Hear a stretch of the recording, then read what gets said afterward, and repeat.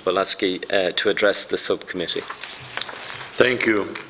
MPs, ladies and gentlemen, 2 hours from here by plane in Eastern Europe are 2 death camps, mainly for children under the age of 6 years. If these children don't die by the age of 6, they will have irreversible brain damage for the rest of their short lives.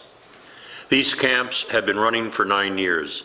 They were built on the tailing stands of the biggest lead mines in Europe, next to a toxic slag heap of 100 million tons. These camps, there used to be 4, were built by the UN administration in Kosovo and their implementing partner, Action by Churches Working Together. The hurriedly assembled barracks were also built with old lead-painted boards. To date, 77 people have died in these camps, mainly due to complications from lead poisoning. More than 50 women have also miscarried because of the lead poisoning. 1 woman and her baby died at childbirth. During her pregnancy, she was being treated for lead poisoning. After her death, it was discovered by a well-known laboratory in Chicago that 2 of her surviving children had the highest lead levels in medical history. According to medical experts from Germany and the United States who have visited the camps, every child conceived in these camps will be born with irreversible brain damage. These 2 UN camps are not a new story, although the deaths keep rising. In April 2005, I wrote about them in the International Herald Tribune. Shortly thereafter, ZDF, German TV, did a short feature program about the camps, as did Al Jazeera. Bild Zeitung, Germany's largest newspaper, not only told the story, but also took 8 children after their mother and baby brother had died of lead poisoning to Germany for medical treatment, where body scans showed the children had damaged organs and irreversible brain damage. This is how it happened. On June 16, 1999, 4 days after NATO troops arrived, roving bands of extremist Albanians, led by black uniformed Kosovo Liberation Army officers, attacked almost every Gypsy community in Kosovo. The Gypsies were told to flee or they would be killed. Out of a pre-war population of about 130,000, more than 100,000 Gypsies during the next 3 months fled Kosovo. After they left, more than 14,000 Gypsy homes were looted and then destroyed. NATO troops refused to intervene, saying this was a problem for the local police. But there were no local police at that time. The Serbs had been the local police, and they had been forced by NATO to withdraw to Serbia. I personally witnessed part of this diaspora, because in July 1999, the UN asked me to volunteer to go to Kosovo and advise them on their Gypsy problems. For 3 months, I was the only non-Gypsy living 24 hours a day in the UN's largest camp by Obilic. During the day, I often drove to where Gypsies were being threatened. I especially visited the largest Gypsy community in Kosovo, in South Mitrovica. There, a community of more than 8,000 Gypsies, Roma, Ashkali, and Egyptians, living in more than 1,000 homes, were being forced out while NATO troops stood by and watched. Most of these Mitrovica Gypsies fled abroad. About 1,000 sought refuge in a Serbian schoolhouse closed for the summer.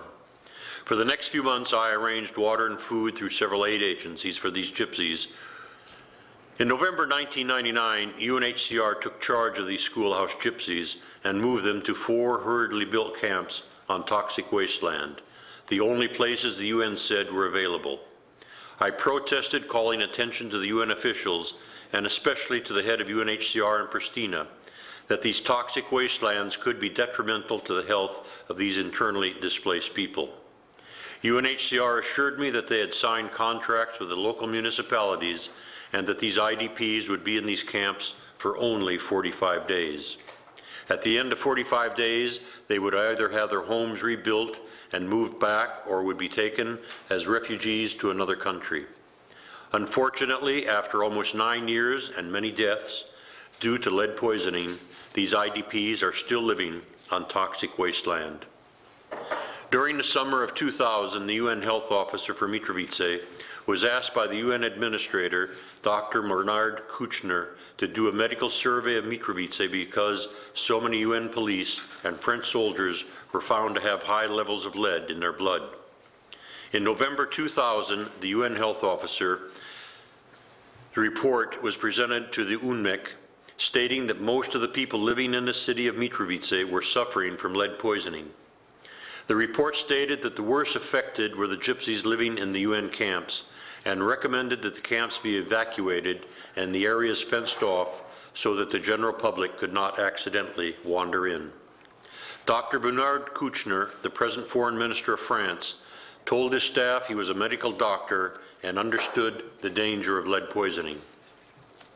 He promised to take appropriate measures, but the only thing he did was to close the smelter at the nearby mines.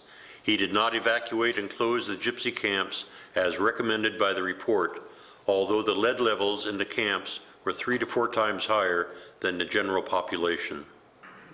Instead of closing the gypsy camps, the UN built a 1.5 kilometer jogging track between 2 of the camps and the toxic slag heaps. The UN put up signs in 4 languages calling this jogging track the Alley of Health. The UN also built on land next to 100 million tons of toxic waste, a soccer field and a basketball court for the gypsy children. They were not told that exercise, opening the lungs, would make them more vulnerable to lead poisoning. Despite repeated appeals to help the gypsies, especially those living in the 3 camps in the area of North Mitrovica, the UN did just the opposite. All food aid was suspended in 2002, saying it was time for the gypsies to find their own supplies. In the Zhikovac camp, the running water was cut off for up to 6 months at a time because the camp administrator, churches working together, felt the gypsies were using too much water. In the end, the Zhikovac gypsies had to walk 4 kilometers twice a day to get their drinking water. In all 3 camps, most of the gypsies had to go through the local garbage cans to find their food. In the summer of 2004, WHO, the World Health Organization, made a special investigation of lead poisoning in the 3 camps after Janita Mehmeti, a 4-year-old girl, died of lead poisoning. She was not the first. Up to that point, 28 people, mainly children and young adults, had died in the 3 camps, but Janita was the first to be treated for lead poisoning before she died. New blood samples taken by WHO showed that many children, the most vulnerable to lead poisoning, had lead levels higher than the WHO analyzer could register. The standard procedure for medical treatment